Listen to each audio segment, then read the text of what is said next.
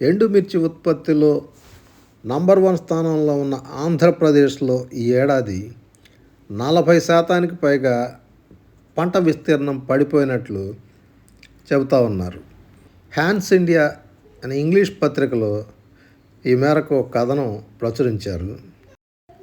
గత సంవత్సరం కంటే ఈ ఏడాది 2,30,000 ఎకరాల్లో సాగు తగ్గినట్టు మార్కెటింగ్ శాఖ వర్గాలు అంచనా వేస్తున్నాయి.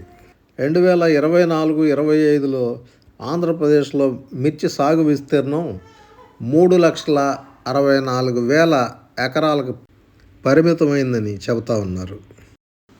ఎట్టట చూసుకున్నా కనీసం 1 కోటి క్వింటాళ్ళ మిర్చి తేలుతుందని చెప్పి లెక్క కడతా ఉన్నారు. ప్రస్తుతం గుంటూరు మిర్చి యార్డ్కి 43,000-45,000 క్వింటాళ్ళ మిర్చి అమ్మకానికి వస్తున్నట్టు చెబుతూ ఉన్నారు. కొత్త మిర్చి ప్రధానంగా నంద్యాల, కర్నూలు, ఆదోని, అనంతపురం ఇంకా తెలంగాణ నుంచి కూడా అమ్మకానికి వస్తూ ఉన్నాయి.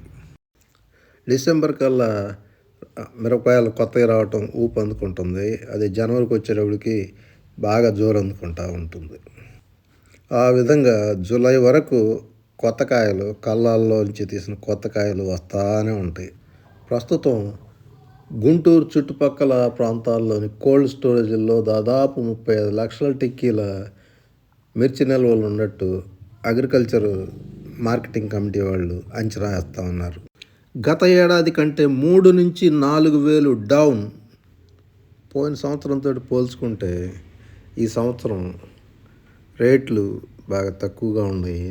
దాదాపు 3,000-4,000 దాకా తక్కువ కనపడుతూ ఉంది రకాలను బట్టి.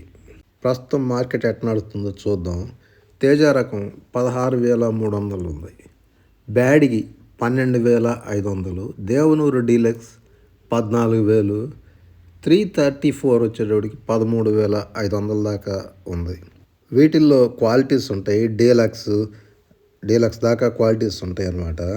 అయితే ఇప్పుడు నేను చెప్పింది సరాసరి రేట్లు, నేను చెప్పిందని కాకుండా వాళ్ళు చెప్పింది.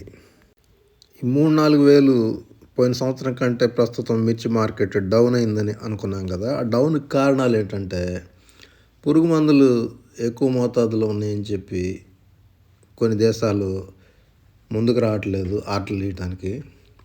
అదేవిధంగా చైనాలో గతంలో భారీగా ఎగుమతులు జరిగాయి మన దేశం నుంచి. అయితే ఇప్పుడు చైనాలోనే మిర్చి పంట ఉత్పత్తిని పెంచారు. దాంతో అక్కడ చైనాకి ఎక్స్పోర్ట్ కావటం అనేది బాగా తక్కువైపోయింది. అదేవిధంగా బంగ్లాదేశ్, పాకిస్తాన్, శ్రీలంకలకు కూడా ఎగుమతులు మందగించింది. దీంతో ధర తక్కువైపోయిందని చెప్పి రాస్తూ ఉన్నారు వీళ్ళు. ఒకవైపు కోల్డ్ స్టోరేజ్లో నిల్వలు భారీగా ఉన్నాయి, మరోవైపు కొత్త మిరపకాయలు వస్తూ ఉన్నాయి. ఎగుమతికేమో ఆర్డర్లు లేవు. దీంతో రైతులు నిరాశ నిస్పృహల్లో ఉన్నారు. వ్యాపారులు కూడా దిక్కుతోచని స్థితిలో వ్యాపారం చేయటానికి అంతగా ఆసక్తి చూపటం లేదని అర్థమవుతా ఉంది.